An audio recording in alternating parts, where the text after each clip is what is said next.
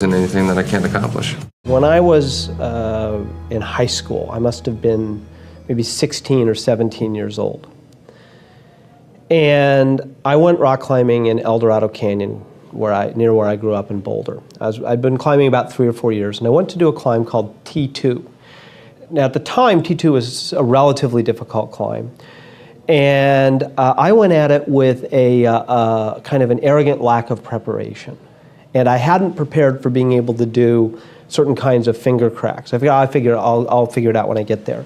And I also didn't pause, and this is the thing about boldness and discipline, I didn't pause to really double check all my systems. Okay, so I'm on the 4th pitch. I'm about 400 feet above the ground.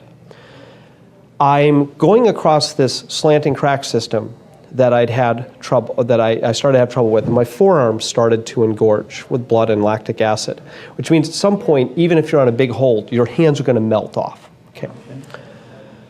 And I'm about to fall. I'm 400 feet above the ground. But it should be okay because there's protection. I'm tied into the rope. I may take a fall, but I'll get caught. For some reason, and to this day I still don't know why, my brain triggered that I should look at my knot. And I looked down at my knot. My knot had come untied. I had made the mistake of never really thinking about the best knot for certain types of situations, and I tied him with what's a bowline. Now, the advantage of a bowline is it's easy to untie, right? The disadvantage of a bowline is it's easy to untie. It had come untied as I kept moving across, and it is just hanging in my harness. I'm seconds away from falling, only now I will die. I will die if I fall off. My forearms are melting. And the knot had come untied. And so I called down to my partner. I said, my knot came untied. What is he going to do? He can't do anything. He'll just watch me fall to my death. And there was an old fixed piton in the rock that we put there from the first descent, an old soft iron piton. And I looked at it, and I probably had 15, 20 seconds before my hands would unwrap, if that, maybe 10.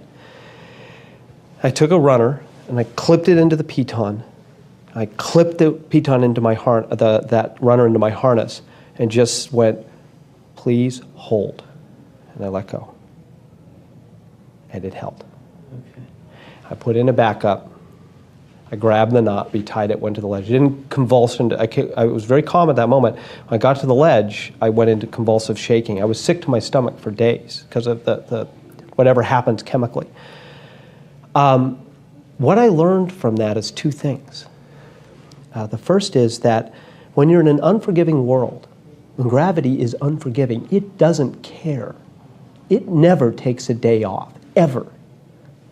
And if you make one mistake, it can kill you, if it's the wrong kind of mistake. And what I learned is that sense of, I want to do adventurous things. I want to climb rocks. I want to be in Yosemite. I want to do things that get my adrenaline going.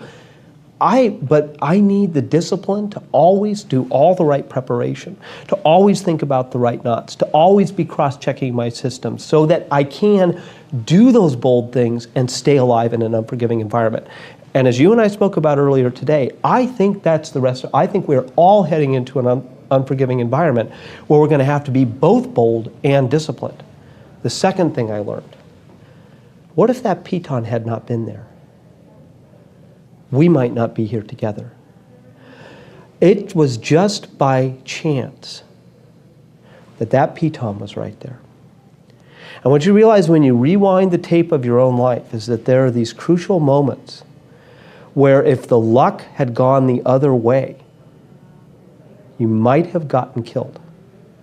And so what you have to do is to always be putting those extra disciplines in place, because I was lucky to live. And what I took from that is I never want to have to be lucky to live again. I want to live because of my discipline, not because of my luck.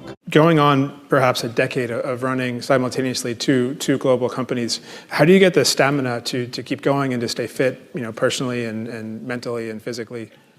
Well, somebody said with a little discipline, you do little things. With a lot of discipline, you do a lot of things, and with total discipline, there is nothing which you cannot do.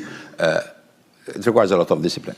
I mean, obviously, because you're going to move from one world to the other, from one culture to the other, from two completely different company, you have jet lags, organization. People are expecting you when you come down from a plane after 14 hours flight to be fresh and ready for them. They're not expecting a CEO to come and say, oh my God, he's jet lag, he cannot answer a question. They want you to be on the go all the time. So this requires a lot of discipline. You have to organize yourself. If you know you're going to do this job and you accept the job, you have to organize yourself in order to do it. It's tough, but there is a solution. There is a solution for it. But it requires a lot of choices, personal choices. There are a lot of things you cannot do. You know, there are a lot of things you can do, but you're going to do them within a certain order, but particularly with a lot of discipline. In 2009, when the mixtape, and there was a period where I think around that time you were kind of like, you know, is this something that's going to work for me or not? What is it that got you through? How'd you work through that? Yeah, it's tough to say exactly what it was. I think it was hard work. It was discipline. It was knowing that if this doesn't work out, then I will have to get a 9-to-5. Mm-hmm. And I don't want to do that. I really don't want to do that. And it was working with Ryan and putting everything into the music. And, you know, leading up to that point, I think that you have to look at my track record. I had always wanted to get sober. I could never get sober. I couldn't make music while I was under the influence of drugs or alcohol. Finally got sober in 2008, got out of rehab and was like, all right, this is it. I've wasted years of my life. And if this is going to work, it has to work now. There's no alternative. And I met somebody that had the same dedication as me, that put everything into the music, everything into the craft, and didn't go out, didn't really have many friends. Just kidding. We only hang out with each other. No, it's somebody that wasn't gonna, you know, be like, you know, I was, up until that point, I was making music with people that were constantly putting their priorities into getting Cooler people. Right. No, not at all. Yeah. Getting loaded or chasing women or whatever, and that's what I did for a long time, and it led me to being broke and in rehab and moving back into my parents' house, which is awesome. But I wanted a career, and Ryan was somebody that had the same discipline, and sacrificed everything.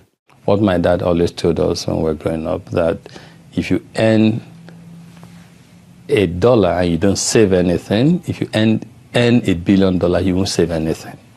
And so that discipline of investment, keeping something, don't consume everything you get,